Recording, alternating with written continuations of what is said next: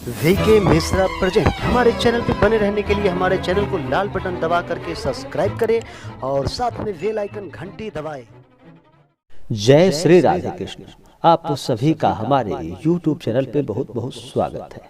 आज मैं आपको पौष माह के कृष्ण पक्ष में पड़ने वाली एकादशी, जिसे कि सफला एकादशी के नाम से जाना जाता है, जो भी भक्त सच्ची श्रद्धा, नियम व निष्ठा के साथ एकादशी का व्रत करते हैं या एकादशी व्रत का कथा श्रवण करते हैं, उनके सारे पाप और ताप नष्ट हो जाते हैं। जब मनुष्य का पाप और ताप नष्ट होता है, तब जाकर के मनुष्यों के पुण्य का उदय हो पाता है। जब मनुष्य के पुण्य उदय होते हैं, तब जाकर के मनुष्य को सभी प्रकार के सुख और समृद्धि की प्राप्ति होती है। सफला एकादशी का कथा जो भी भक्त सच्ची श्रद्धा के साथ श्रवण करते हैं या सफला एकादशी का व्रत करते हैं, उन्हें अश्वमेध यज्ञ के बराबर पुण्य फलों की प्राप्ति होती है और उन्हें हर प्रकार के सुखों की प्राप्ति होती है और अंत में मोक्ष की प्राप्ति होती है। तो आइए सुनते हैं सफला एकादशी की कथा। मैं पंडित विजय मिश्रा। बोलिए प्रेम से भगवान विष्णु की जय, माता लक्ष्मी की जय। एक समय की बात है, बहुत समय पहले चंपावती नगरी में एक महिष्मान नाम का राजा राज्य किया करता था। उस राजा के 4 पुत्र थे।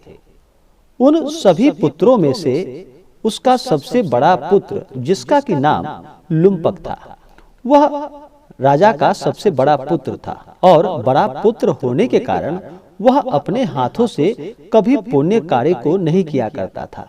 वह राजा का सबसे महापापी और दुराचारी पुत्र था। वह सदा ही पर स्त्री और वैश्यागमन तथा दूसरों के बुरे कामों में अपने पिता का धन को नष्ट किया करता था। सदैव ही देवता, ब्राह्मण और वैष्णवों की निंदा किया करता था। जब राजा को अपने बड़े पुत्र के ऐसे कुकर्मों का पता चला, तो राजा बहुत दुखी हुआ और राजा ने अपने सबसे बड़े पुत्र को दुखी होकर के अंत में अपने राज्य से निकाल दिया। राज्य से निकालने के बाद लुम्पक ने सोचा कि अब मैं कहाँ जाऊं। वह मन में विचार करने लगा और सोचा कि मैं कहाँ जाऊं और क्या करूं। अंत में उसने निश्चय किया कि अब मैं क्या करूंगा। तो उसके मन में विचार आया कि अब मैं क्यों न चोरी करूं। दिन में वह वन में रहता और रात्रि को अपने पिता की नगरी में चोरी किया करता था। प्रजा को तंग किया करता था, उन्हें मारने का कुकर्म करता था। कुछ समय पश्चात सारी नगरी उससे त्रसित हो गई और भयभीत हो गई। वह वन में रहकर पशु पक्षी को मारकर खाने लगा। नागरिक और राज्य के कर्मचारी उसे पकड़ लेते, लेकिन राजा का पुत्र होने के कारण वह नागरिक लोग भय से उसको नहीं पकड़ पाते और उसे छोड़ देते थे। एक समय की बात है कि वन में एक अति प्राचीन विशाल पीपल का पेड़ था। लोग उस पीपल की पेड़ की भगवान के समान पूजन किया करते थे। उसी वृक्ष के नीचे वह महापापी लुम्पक रहा करता था। इस वन में लोग देवताओं की इस वन को क्रीड़ा स्थली मानते थे। कुछ समय पश्चात पौष माह की कृष्ण पक्ष की 10वीं तिथि के दिन वह लुम्पक वस्त्रहीन होकर शीत के चलते सारी रात्रि सो न सका। इस कारण से उसके हाथ और पैर सब अकड़ गए। सूर्योदय होते होते वह ठंड के कारण मूर्छित हो गया। दूसरे दिन एकादशी को दोपहर के समय सूर्य की गर्मी से उसकी मूर्छा दूर हुई और इसका नींद टूट गया। गिरता पड़ता कैसे भी करके वह भोजन की तलाश में इधर उधर भटकने लगा। पशुओं को मारने में वह असमर्थ हो चुका था, अतः पैरों के नीचे गिरे हुए फल को उठाकर वापस उसी पीपल वृक्ष के नीचे आ पहुंचा। उस समय तक भगवान सूर्य अस्त हो चुके थे। वृक्ष के नीचे फल रखकर कहने लगा कि हे प्रभु, हे भगवान विष्णु, अब ये फल आपको ही अर्पण है। ये फल आप ही रख लो, आप ही खाओ और आप ही इस फल को खा करके तृप्त हो जाओ।